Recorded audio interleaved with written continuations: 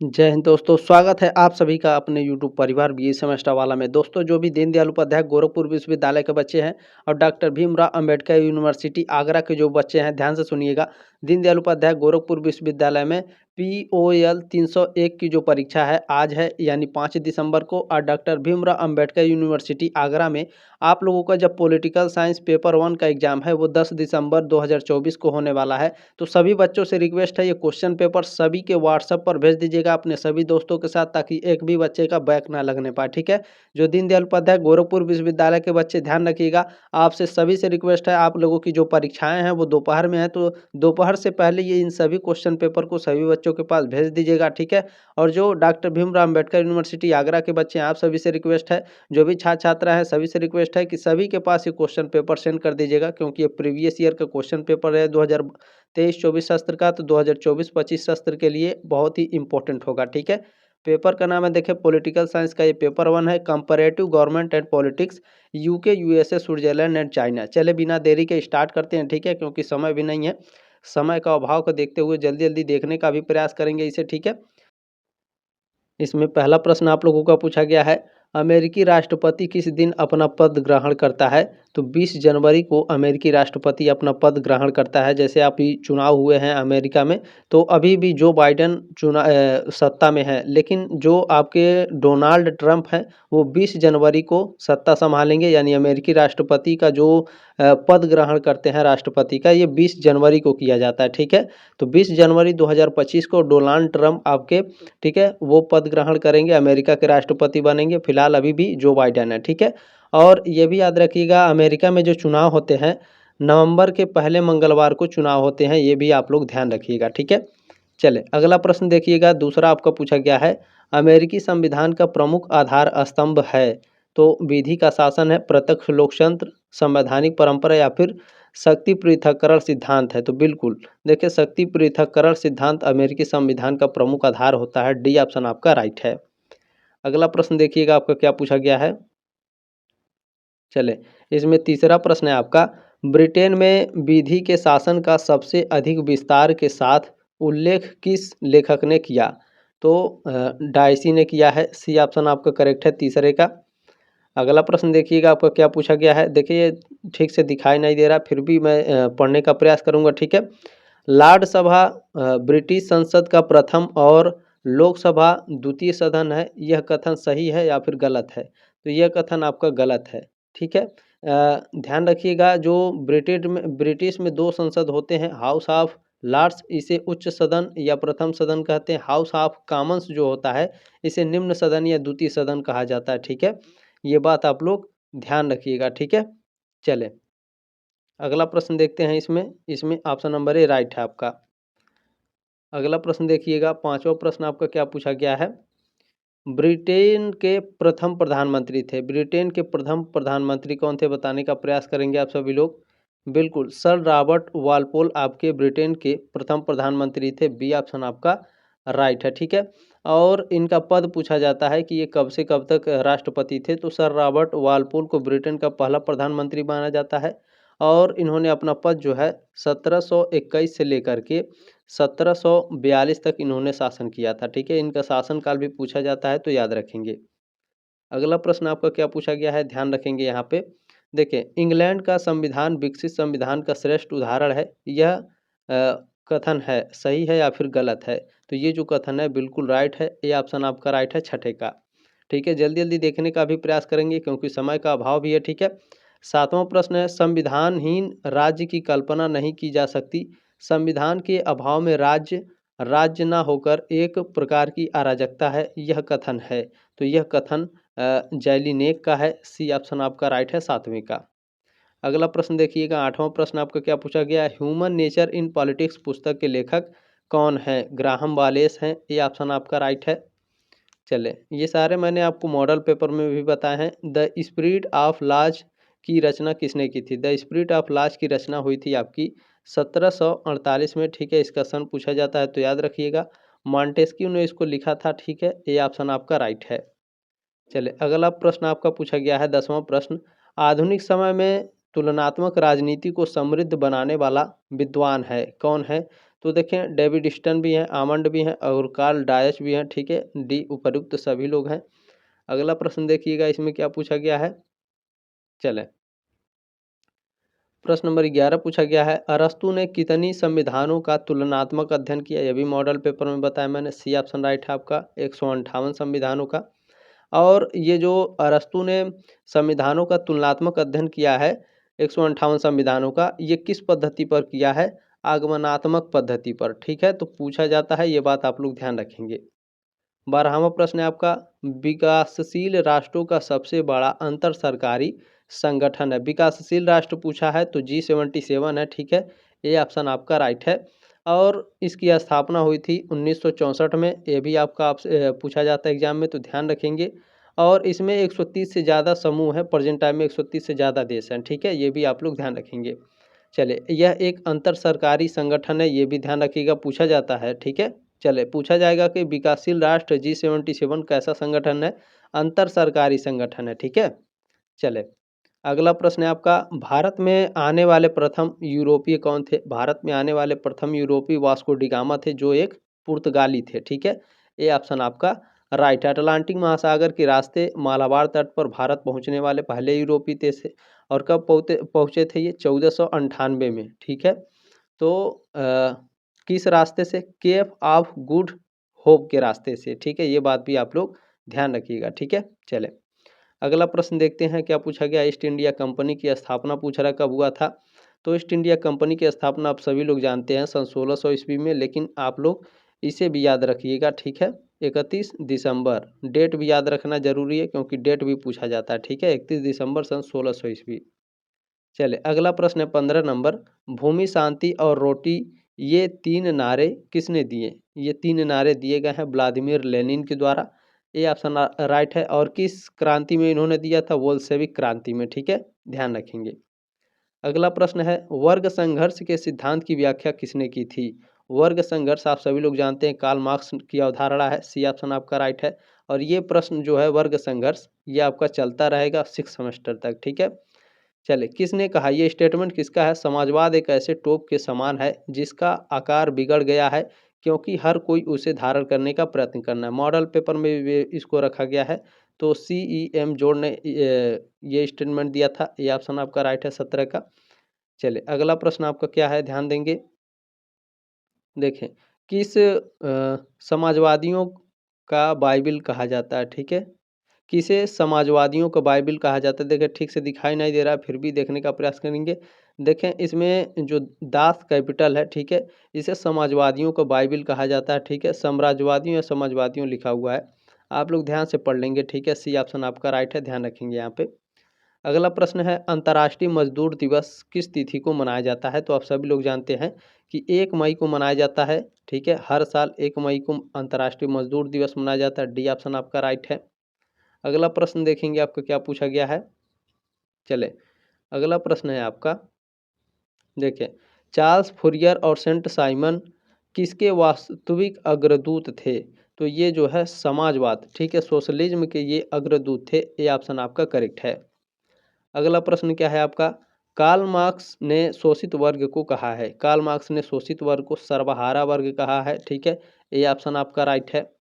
अगला प्रश्न देखिएगा 22 नंबर, दास कैपिटल पुस्तक की रचना किसने की है। दास कैपिटल को लिखने वाले कार्ल मार्क्स हैं। सी ऑप्शन आपका राइट है।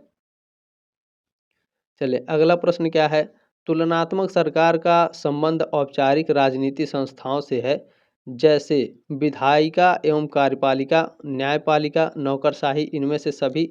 डी ऑप्शन आपका राइट है। अगला प्रश्न देखिएगा, बिना शक्ति का राष्ट्रपति किस ठीक है, बिना शक्ति का राष्ट्रपति शब्द किसके लिए प्रचलित है। तो यह स्विस राष्ट्रपति के लिए प्रचलित है, ठीक है। स्विट्जरलैंड में राष्ट्रपति का पद मुख्य रूप से औपचारिक होता है। यह पद हर वर्ष संघीय परिषद यानी फेडरल काउंसिल के 7 सदस्यों में से एक को दिया जाता है। ये बात भी आप लोग ध्यान रखिएगा, ठीक है। चले, अगला प्रश्न देखते हैं। इसमें ऑप्शन नंबर ए राइट है आपका, ठीक है। चले, अगला प्रश्न क्या है आपका, ध्यान दीजिएगा, जनवादी चीन में किस सिद्धांत को मान्यता दी गई। जनवादी चीन में किसको मान्यता दी गई है, लोकतांत्रिक केंद्रवाद को, ठीक है।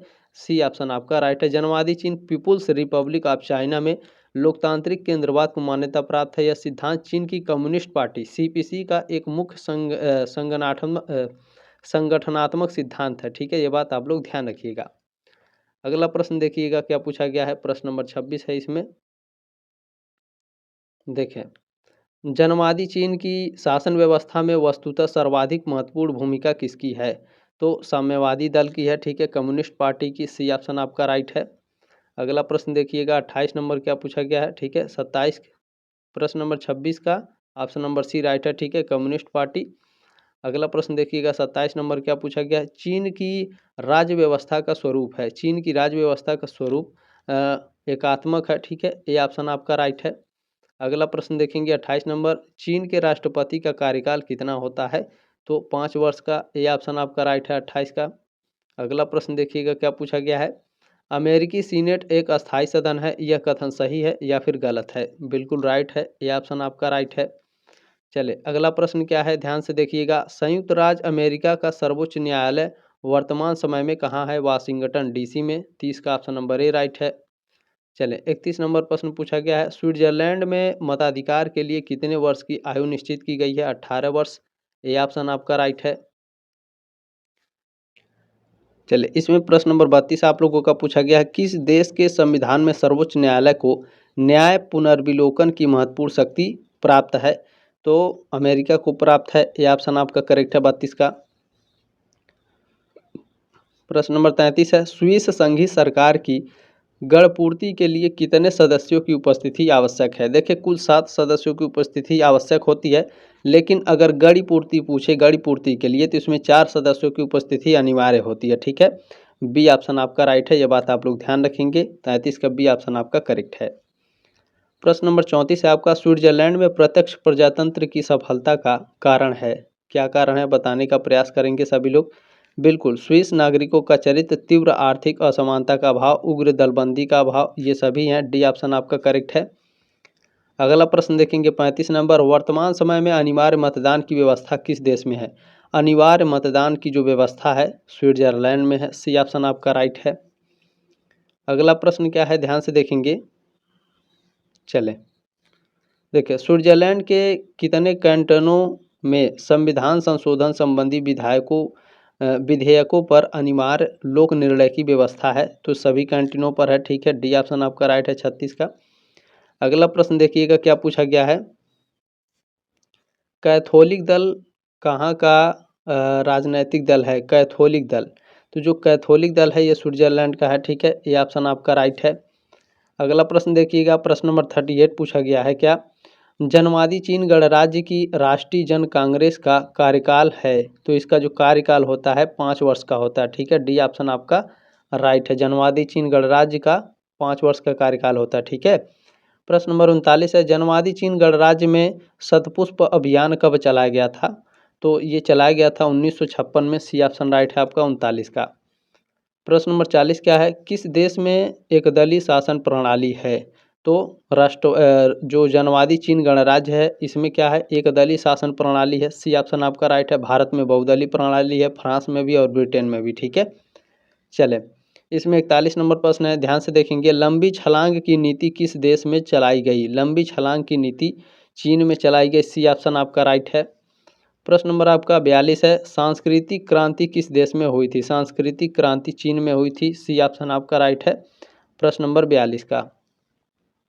प्रश्न नंबर 43 क्या है। किस देश में राज्यों के पृथक संविधान है? तो देखिए, संयुक्त राज्य अमेरिका में। ठीक है, संयुक्त राज्य अमेरिका में राज्यों के लिए पृथक संविधान है। बी ऑप्शन आपका राइट है। ठीक है, चलें अगला प्रश्न है आपका 44 नंबर। किस देश के संविधान में अवशिष्ट शक्तियां राज्यों को प्रदान की गई हैं? अमेरिका में और स्विट्जरलैंड के पास जो है वो अवशिष्ट शक्तियां जो है राज्यों के पास हैं। ठीक है, भारत की जो अवशिष्ट शक्तियां हैं ये केंद्र के पास है। ये बात आप लोग ध्यान रखिएगा, पूछा जाएगा तो ध्यान रखेंगे। ठीक है, भारत में अवशिष्ट शक्तियाँ किसके पास है? केंद्र सरकार के पास। देखिए, चीन की संसद को कहा जाता है, चीन की संसद को क्या कहा जाता है? राष्ट्रीय जनवादी कांग्रेस कहा जाता है। डी ऑप्शन आपका करेक्ट है।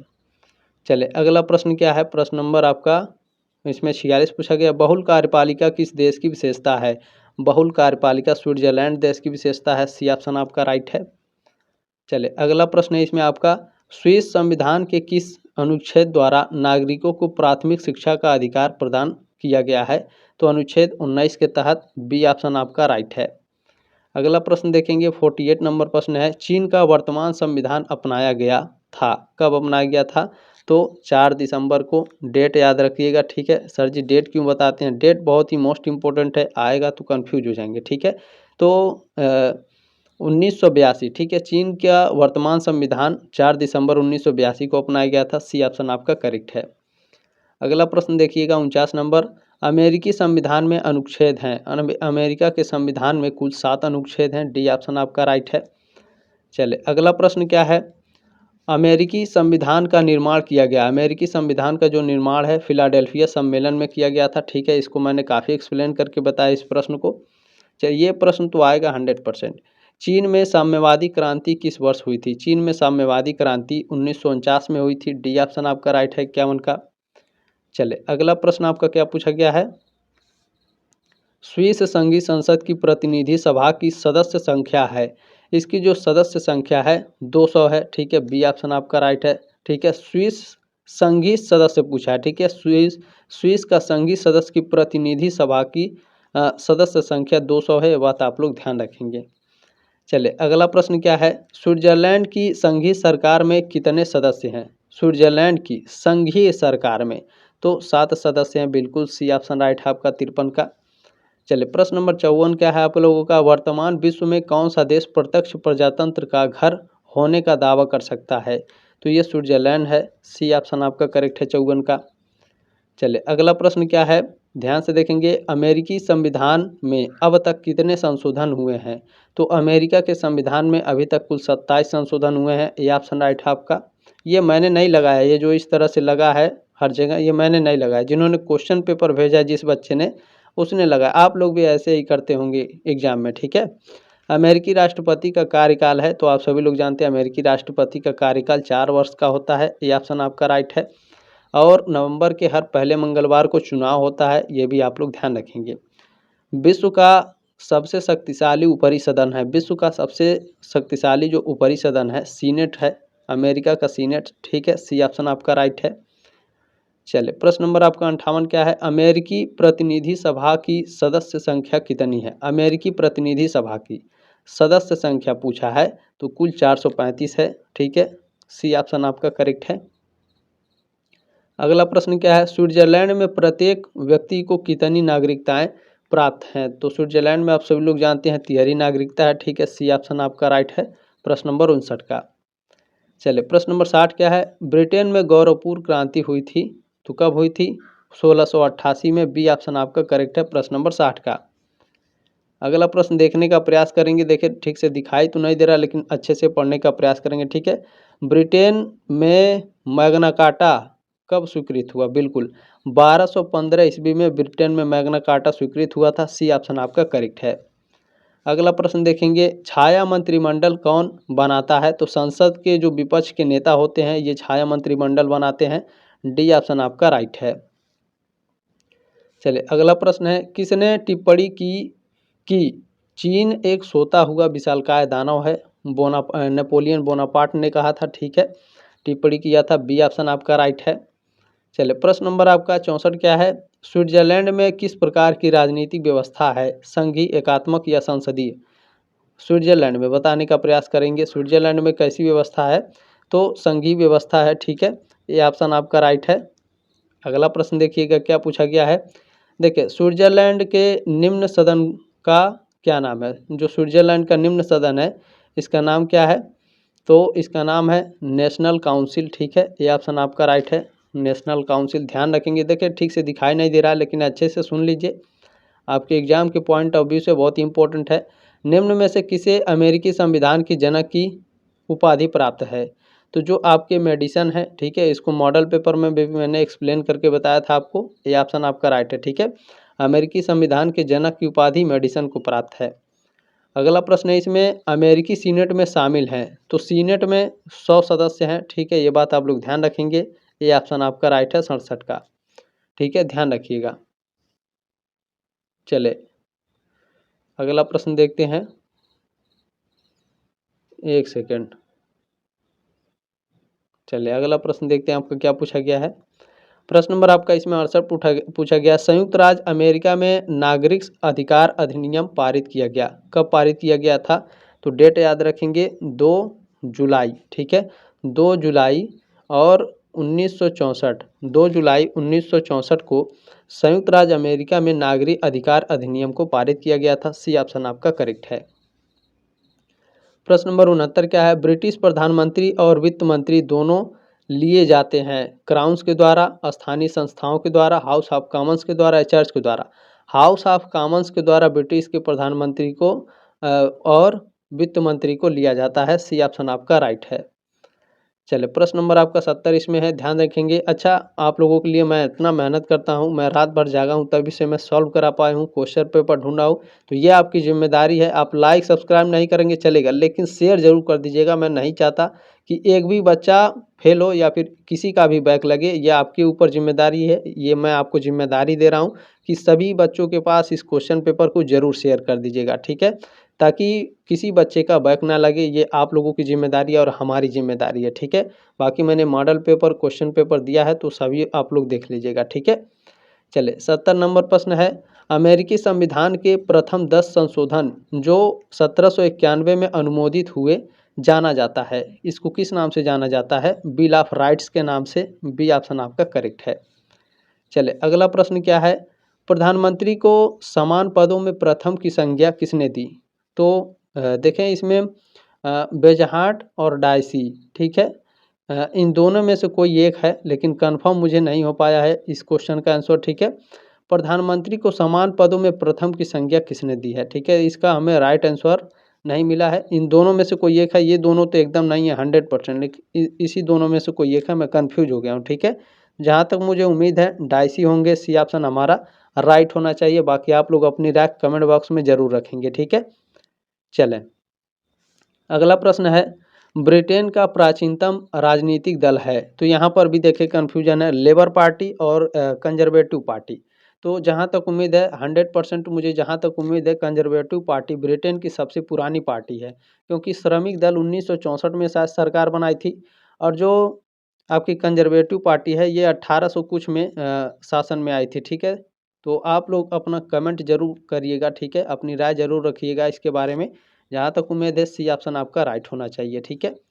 चले अगला प्रश्न है इसमें, ब्रिटेन में मजदूर दल में सर्वप्रथम अपनी सरकार कब बनाई? देखें यहाँ पर लिखा गया है तो 1924 में, ठीक है, सॉरी 64 नहीं है, 1924 में बनाई थी इन्होंने अपनी सरकार। सी ऑप्शन आपका राइट है, ठीक है। ये बात ध्यान रखेंगे। तो जहाँ तक उम्मीद है आपका कंजर्वेटिव पार्टी सबसे पुरानी पार्टी है, ठीक है।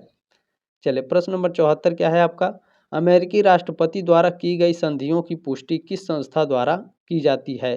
तो यह सीनेट के द्वारा की जाती है। बी ऑप्शन आपका राइट है 74 का। दोस्तों आपने जो प्यार और सपोर्ट दिया है इसके लिए बहुत बहुत धन्यवाद। इसी तरह से अपना प्यार और सपोर्ट बनाए रखिएगा। मैं दिन रात आप लोगों के लिए मेहनत कर रहा हूँ, ठीक है। चले फिर इस क्वेश्चन पेपर को जरूर शेयर कर दीजिएगा। अगर पढ़ना चाहते हैं तो सब्सक्राइब भी कर लीजिएगा। 6 सेमेस्टर में भी बहुत ही धमाकेदार तैयारी मैंने कराई है। Previous year question paper classes पढ़े हुए हैं, आप लोग देख सकते हैं। बाकी आपकी जब एग्जाम होगा तो मैं क्लासेस लगातार आपके कराऊंगा, ठीक है। चले स्विट्जरलैंड के वर्तमान संविधान के किस अध्याय में मौलिक अधिकारों का उल्लेख किया गया है? तो ये द्वितीय अध्याय में किया गया है, ठीक है। बी ऑप्शन आपका राइट है। बेस्ट ऑफ लक दोस्तों, आप लोगों का एग्जाम बहुत अच्छा जाए, ठीक है। जल्दी मिलते हैं आपके नेक्स्ट क्लास में, तब तक के लिए जय हिंद, वंदे मातरम।